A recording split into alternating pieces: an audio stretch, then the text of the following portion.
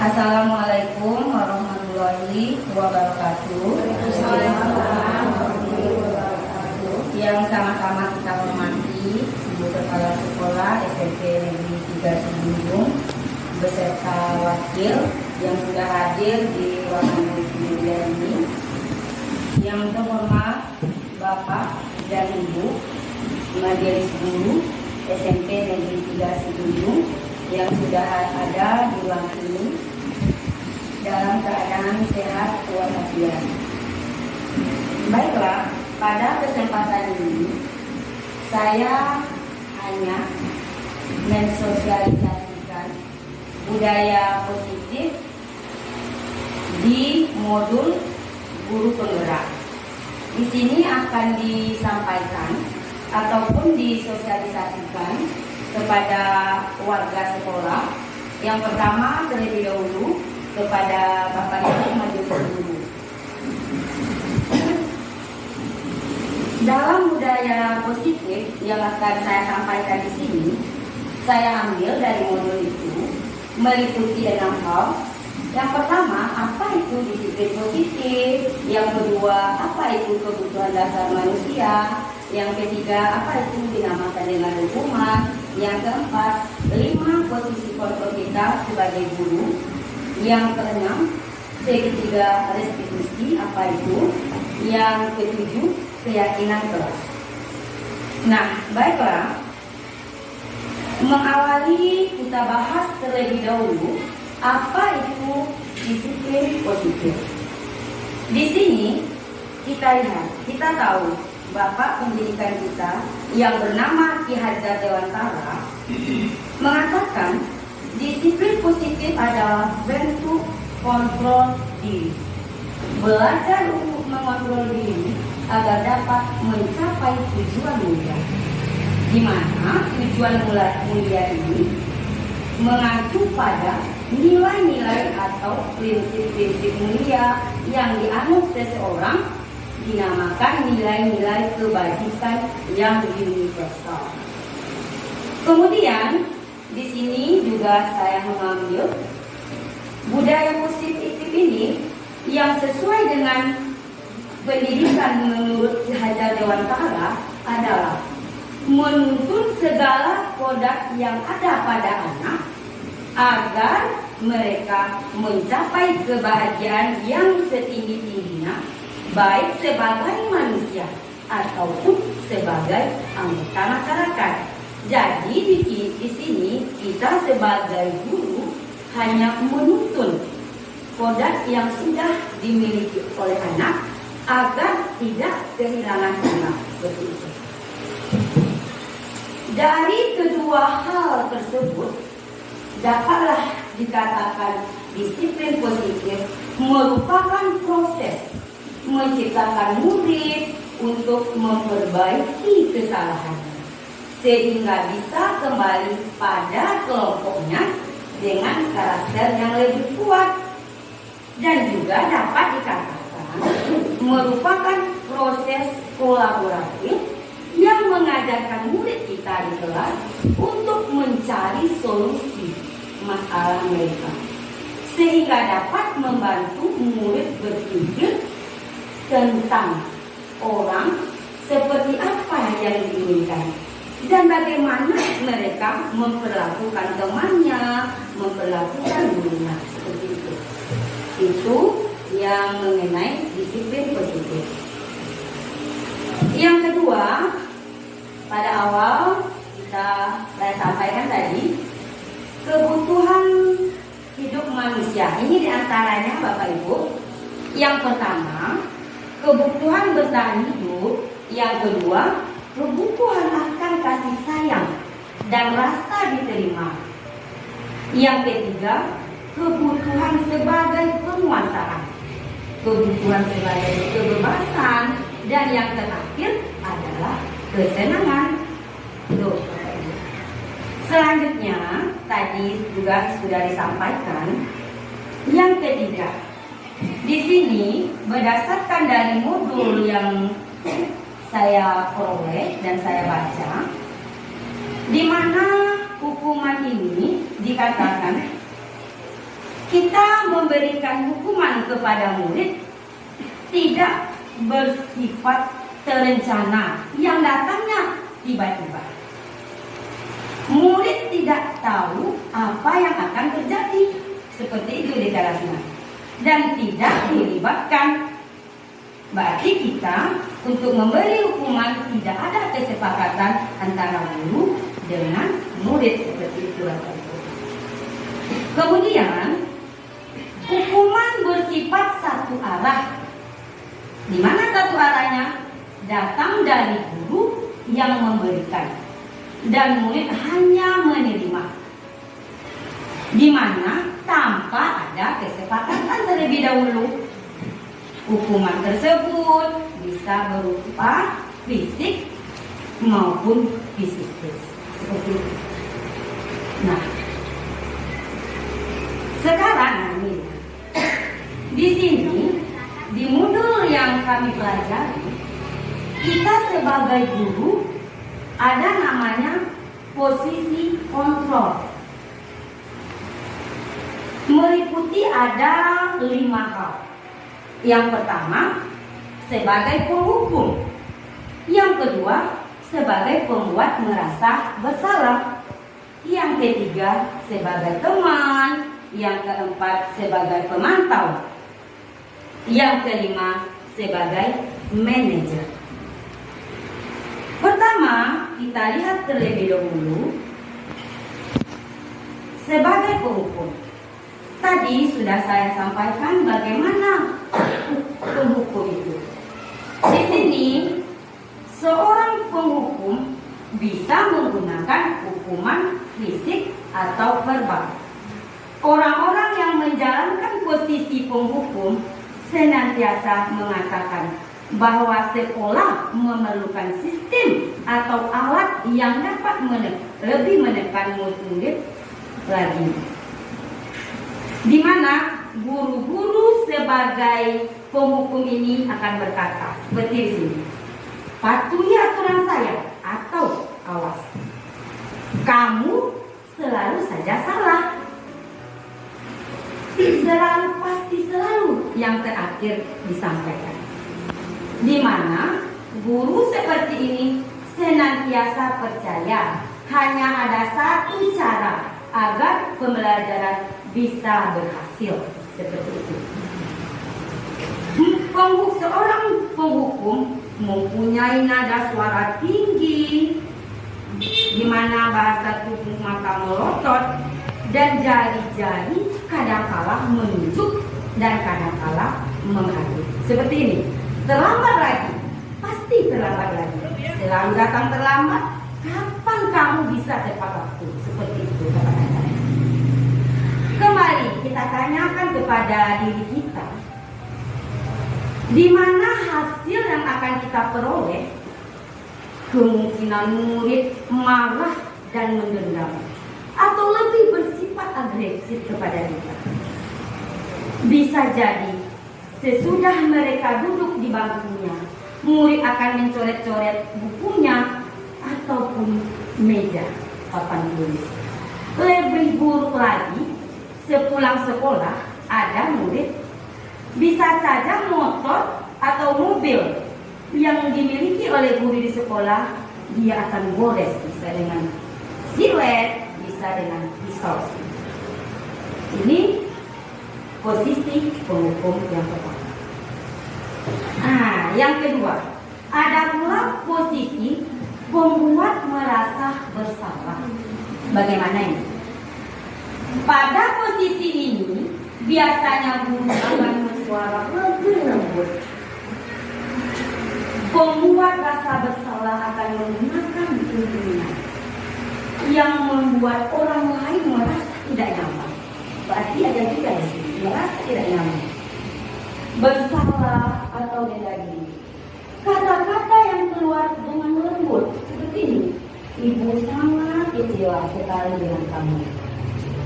Beberapa kali bapak atau ibu harus memberitahu kamu. Gimana coba? Kalau orang tua kamu tahu kamu berbuat ini. Nah, di posisi ini murid karena dia merasa merasa bersalah akan memiliki penilaian terhadap dirinya yang buruk tentang diri mereka. Murid merasa tidak berharga dan telah mengecewakan orang-orang di sekeliling, baik itu kepada temannya maupun kepada mereka. Yang ketiga, posisi teman. Ini kita lihat. Guru pada posisi ini tidak menyakiti murid, namun akan tetap berupaya mengontrol murid melalui persuasi, di mana posisi teman pada guru bisa dua sisi. Yang pertama negatif dan yang kedua positif. Mungkin positifnya di sini akan terjalin hubungan yang baik antara guru dan murid, di mana guru di posisi teman menggunakan hubungan yang baik, humor untuk mempengaruhi murid. Mereka akan berkata, ayo bantulah demi bapak, demi ibu. Ayo ingat nak, kamu ingat tak bantuan ibu atau bapak selama ini?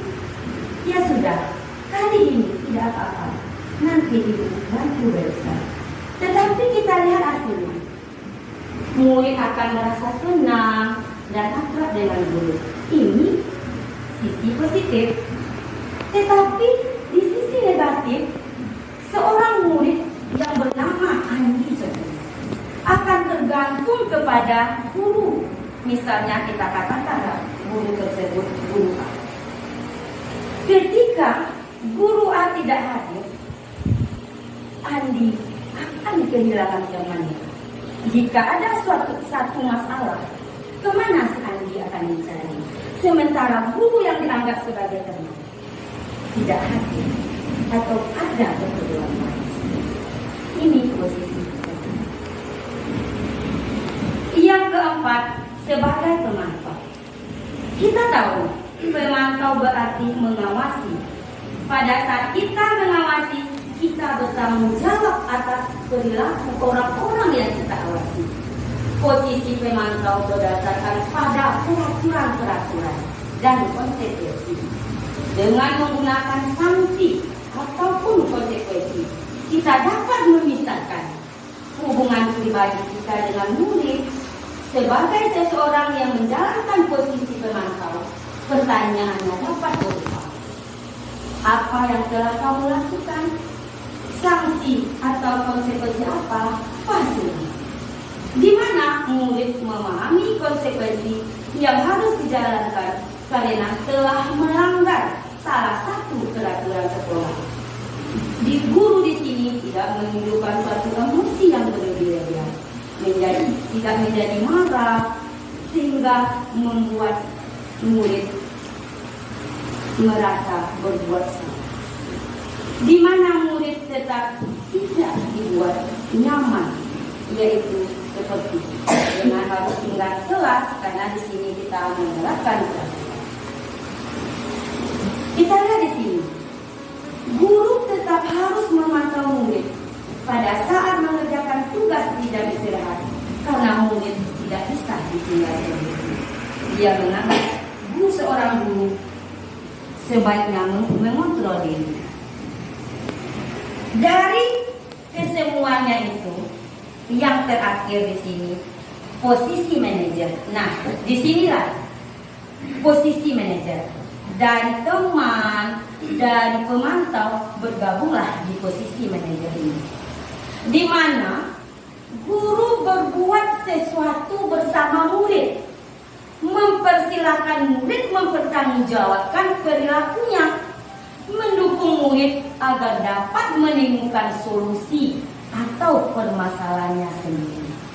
Seorang manajer telah memiliki keterampilan baik di posisi teman maupun sebagai pemantau. Jadi posisi manajer ini gabungan dari teman dan pemantau. Seperti itu. Dengan demikian bisa jadi di waktu-waktu tertentu kembali pada kedua posisi tersebut jika diperlukan. Namun bila kita menginginkan murid-murid kita menjadi manusia yang merdeka, dan bertanggung jawab. Mari kita perlu mengacu ada namanya nanti restitusi. Kita lihat pertanyaannya. Apa yang kita yakini? Kembali ke keyakinan kelas. Di sini dari disiplin positif ini saya mengambil satu keyakinan kelas. Di mana hal ini? Keyakinan kelas adalah merupakan suatu kesepakatan yang diyakini oleh guru dan murid selama proses pembelajaran. Pada keyakinan kelas akan muncul nilai-nilai kebajikan, menekankan pada keyakinan seseorang yang mana lebih memotivasi seseorang dari dalam. Seseorang akan lebih tergerak dan bersemangat untuk menjalankan keyakinannya daripada hanya sekedar mengikuti serangkaian peraturan yang tertulis. Murid-murid pun demikian, mereka perlu mendengarkan dan memahami arti sesungguhnya tentang peraturan-peraturan yang diberikan. Apa nilai-nilai kebajikan di balik peraturan tersebut? Apa tujuan utamanya? Atau sehingga bisa saja takut dengan hanya mengikuti serangkaian peraturan yang mengatur mereka tanpa memahami tujuan nilai. Jadi kesimpulannya, keyakinan kelas ini adalah kesepakatan kita sebagai guru dengan murid sebelum pembelajaran dimulai. Sehingga saya akan nanti membuat sebuah aksi nyata menanamkan dan membiasakan budaya positif dengan keyakinan kelas, di mana latar belakangnya sekolah adalah institusi pembentukan karakter. Maka tugas guru yang sejatinya adalah berusaha menciptakan pendidikan yang mampu melakukan kebiasaan bagi setiap warga sekolah, terutama murid, dalam melakukan budaya positif yang mengakar kuat dan menjadi sebuah kebiasaan, di mana budaya positif ini dilakukan secara berkesinambungan dengan kesadaran oleh setiap warga sekolah, sehingga semua pihak juga harus terlibat dan bertanggung jawab terhadap budaya sekolah apa yang kita inginkan. Terima kasih atas penyampaian budaya positif, sehingga sampailah satu yang saya ambil di sini, yaitu keyakinan kelas. Mohon maaf atas segala kekurangan. Ditunggu baik itu berupa kita diskusi. Terima kasih.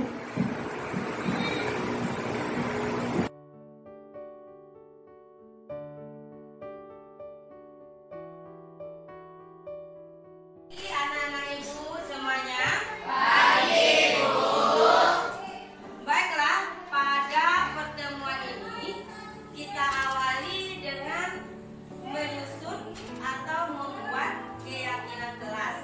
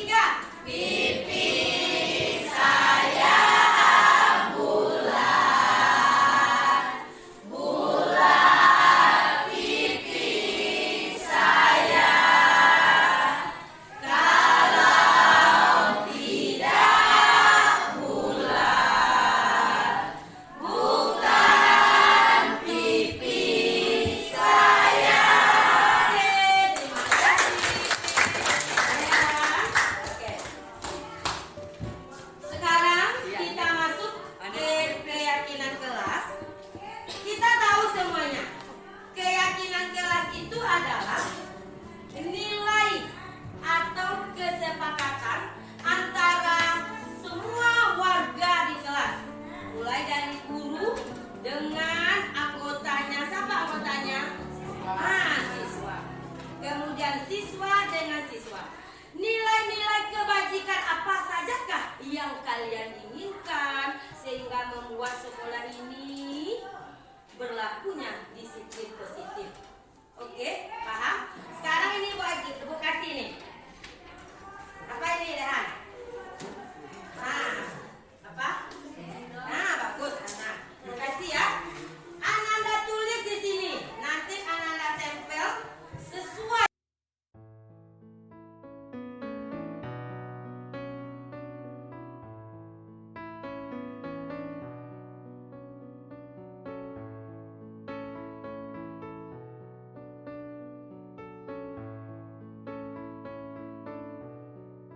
Anak ibu semuanya sudah selesai menuliskan dan menyampaikan keyakinan kelasnya? Mudah-mudahan keyakinan, nilai-nilai apa saja yang Ananda tulis, Ananda terapkan di kelas Ananda dan semua warga kelas. Terima kasih anak-anak ibu hebat semuanya. Salam sehat dan bahagia.